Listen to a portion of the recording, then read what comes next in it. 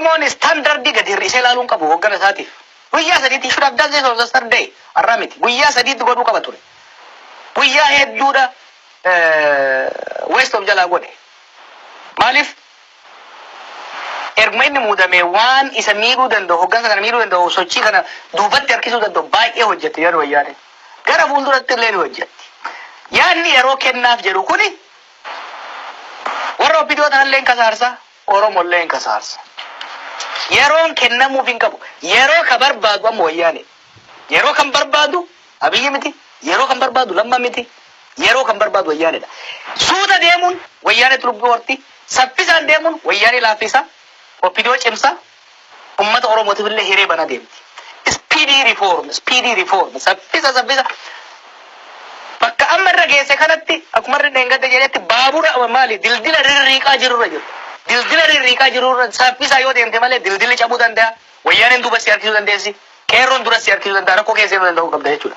Kanaaf speedy deep reform godhu arra wanni amma arra godhan bareeda. Arra miti silaa godhamuu qabu. Torban lama dura godhamuu qaba ture.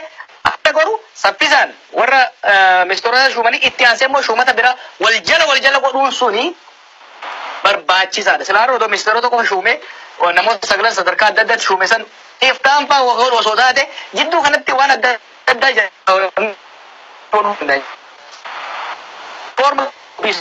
gradual reform counter revolutioniidhaaf karaa bana.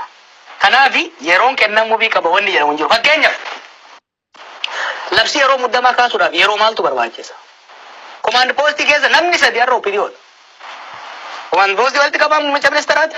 Itti aanee kan jiru mootummaa maqaa isaati ministeera defense. Itti aansee kan jiru Biraanuu Tsaggaayeti from attorney general. Kanaaf waliigala ministeera gara 29 jira isaan keessaa harki wayyaba opiniyoon itti aansee bi'aadeen isa wajjin jiranii warri dabuullee amma kan kaayame hedduun isaanii warra jara kana wajjin jiru. Kanaaf saffisaan kana fuudhanii gara paarlamaantii geessanii kaasuudha. Yeroo maaltu barbaachisa? Waa'ee mee mootummaa hinnu labsii muddamaa kaasuudhaaf yeroo maaltu barbaachisa? Oromiyaa keessa nagaa jira. Oromiyaa keessa kan nagaa jeeqaa jiru waraana. Har'as yoo taate labsii muddamaa yoon kaasin muudamni kun hundi kijiba bu'aan buusu. Reefu Facebook irratti kaayetiin jira. Uummanni keenya operational definition jechoota beekuu qaba. Taayitaa jechuun tankaahu bakki irra ta'an har'a abalu muummicha ministeera abalu makalaakaa ministeera maal haa jennu malee wantoonni sun taayitaa aangoo miti. Aangoo kan ta'u humna raawwachiisuudha yoo qabaatte.